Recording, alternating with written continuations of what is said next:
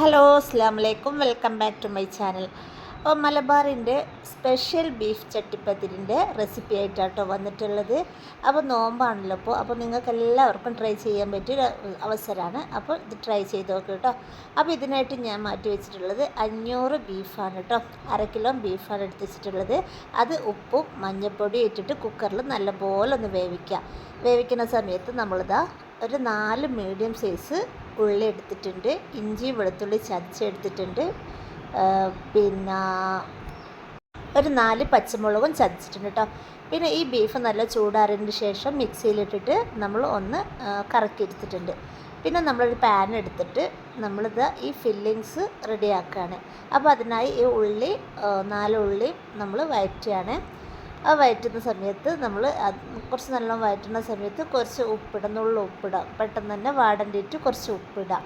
എന്നിട്ട് അത് നല്ലപോലെ വാട്ടിയതിന് ശേഷം ആ പച്ചമുളകും ഇഞ്ചിയും വെളുത്തുള്ളിയും പേസ്റ്റ് അതിൽ മിക്സാക്കിയിട്ട് ഒന്നും കൂടി നല്ലപോലെ അതിൻ്റെ പച്ചമണം ചുവ മാറുന്നവരെ ഒന്ന് ഇളക്കുന്ന സമയത്ത് നമ്മളിതിലേക്ക് ആവശ്യമായത്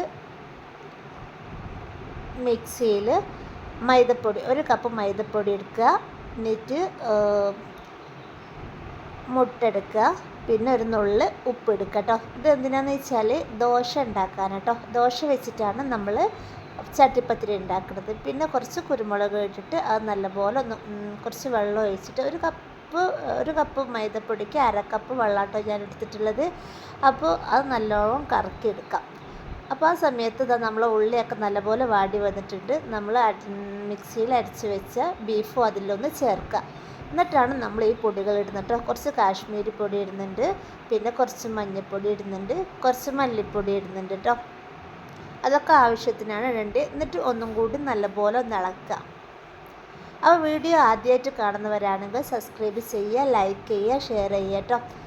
അപ്പോൾ അതിലേക്ക് നമ്മൾ കുറച്ച് ചിക്കൻ മസാല ഇട്ടിട്ടുണ്ട്. ചിക്കൻ മസാല ഇറച്ചി ബീഫ് മസാല എന്ത് വേണമെങ്കിലും ഇടാം കേട്ടോ. അപ്പോൾ എൻ്റെ കയ്യിലിപ്പം ബീഫ് മസാല ഇല്ല, അതുകൊണ്ട് ചിക്കൻ മസാല ഇട്ടിട്ടുണ്ട്. അപ്പോൾ നമ്മളിത് ആ ദോശക്കുള്ള മാവ് റെഡിയാക്കിയിട്ടുണ്ട്. അപ്പോൾ ഞാനൊരു 4-5 ദോശമാവാണ്, കുറച്ച് മതി കേട്ടോ. ഈ ഒരു പരുവത്തിൽ സാധാരണ നമ്മളൊരു ദോശ ഉണ്ടാക്കുന്നുണ്ടല്ലോ, അതേപോലത്തെ ഒരു പരുവത്തിലാണ് ഉണ്ടാക്കിയിട്ടുള്ളത്. അപ്പോൾ നമ്മളെ ഫില്ലിങ്സൊക്കെ നല്ലപോലെ റെഡി ആയിട്ടുണ്ട്. നല്ലപോലെ വാടുമൊന്നും വേണ്ട, ആ ഒരു ഉള്ളിയുടെ പച്ചച്ചുവ മാറുന്ന വരെ വാടിയാൽ മതി കേട്ടോ. അപ്പോൾ നമ്മളതൊരു പാൻ എടുത്തിട്ട് ഓരോ ദോശ നമ്മൾ ഉണ്ടാക്കുന്നുണ്ട്. അപ്പോൾ ഞാനൊരു 5 ദോശയാണ് ഉണ്ടാക്കിയിട്ടുള്ളത്. അപ്പോൾ ദോശ ഉണ്ടാക്കുമ്പോൾ നല്ലപോലെ ദോശ ആവണമെന്നില്ല കേട്ടോ. ഒന്ന് ജസ്റ്റ് ഒന്നായാൽ മതി, അപ്പുറം ഇപ്പുറം മറിച്ചിട്ടിട്ട് ഒന്നിങ്ങനെ ആക്കിയാൽ മതി കേട്ടോ. അപ്പോൾ നോമ്പിനേക്ക് എല്ലാവരും പരീക്ഷിച്ച് നോക്കാം. അപ്പോൾ ഇതിനായിട്ട് ഞാൻ 4 മുട്ട എടുത്തിട്ടുണ്ട്. 4 മുട്ടയിൽ കുറച്ച് ഒരു 2-3 ടീസ്പൂൺ പാലൊഴിച്ചിട്ടുണ്ട്. പിന്നെ അതിലേക്ക് നുള്ള ഉപ്പിട്ടിട്ടുണ്ട്. പിന്നെ അതിലേക്ക് കുറച്ച് കുരുമുളക് ഇട്ടിട്ടുണ്ട് കേട്ടോ. അപ്പോൾ അത് നല്ലപോലെ ഒന്ന് മിക്സ് ചെയ്യുക. നല്ലപോലെ മിക്സ് ചെയ്യുക. എന്നിട്ട് നമ്മൾ ഫില്ലിങ്സ് ഇട്ടല്ലോ, ആ ഫില്ലിങ്സിലേക്ക് ലാസ്റ്റ് മല്ലിച്ചപ്പ് ഒന്ന് അരിഞ്ഞിട്ട് കൊടുക്കാം കേട്ടോ. ലാസ്റ്റ് അത് ഇട്ടിട്ടൊന്ന് കത്തിക്കൊന്നും വേണ്ട ആവശ്യമില്ല കേട്ടോ. അപ്പോൾ അത് ഇട്ടിട്ടൊന്ന് ഇളക്കിയാൽ മതി. അപ്പോൾ പിന്നെ നമ്മളിത് ചട്ടിപ്പത്തിരി റെഡിയാക്കാൻ പോവാണ്. അപ്പോൾ ഓരോ ദോശ എടുത്തിട്ട് കോഴിമുട്ട ആക്കിയിട്ടുണ്ടല്ലോ അതിലേക്ക് മുക്കിയിട്ട് ഈ ഒരു പാനിലാണ് നമ്മൾ ഉണ്ടാക്കുന്നത്. നോൺ സ്റ്റിക്കിൻ്റെ പാനിലാകുമ്പോൾ ഒന്നുകൂടി നല്ലൊരു പെർഫെക്റ്റായിട്ട് കിട്ടും കേട്ടോ. അപ്പോൾ ഓരോ ദോശമാവ് അതിൽ മുക്കിയിട്ട് എന്നിട്ട് അതിൻ്റെ മുകളിലായിട്ട് ഫില്ലിങ്സ് ഇടുകയാണ് കേട്ടോ. ആ ഫില്ലിങ്സ് നമ്മൾ ഇടുന്നത് ഈ അരുവിലേക്ക് ഇങ്ങനെ ഇടരുത് കേട്ടോ, എല്ലാം നടുവിലേക്ക് മാത്രം ഇടേണ്ടത്. എന്ന് വെച്ചാൽ അരുവിലേക്ക് ഇട്ട് കഴിഞ്ഞാൽ പെട്ടെന്ന് പൊട്ടിപ്പോവാൻ ചാൻസ് ഉണ്ട്. അപ്പോൾ അതുകൊണ്ടിട്ട് നടുവിലേക്ക് മാത്രം ഇട്ടിട്ടുണ്ട്. അപ്പോൾ ഓരോന്ന് ഇട്ടിട്ട് അതിൻ്റെ ഫില്ലിങ്സ് ഇടുക, അതിൻ്റെ മുകളിലായിട്ട് പിന്നെയും ദോശമാവ് കോഴിമുട്ടയിൽ മുക്കിയിട്ട് അങ്ങനെ ചെയ്യുക കേട്ടോ.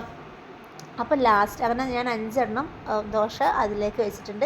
ലാസ്റ്റ് വരുന്ന കോഴിമുട്ട ഉണ്ടല്ലോ അത് സൈഡിലേക്കൊന്നും അങ്ങനെ ഒഴിക്കുക കേട്ടോ. 4 ഭാഗമുള്ള സൈഡിലേക്ക് ഒഴിക്കുക.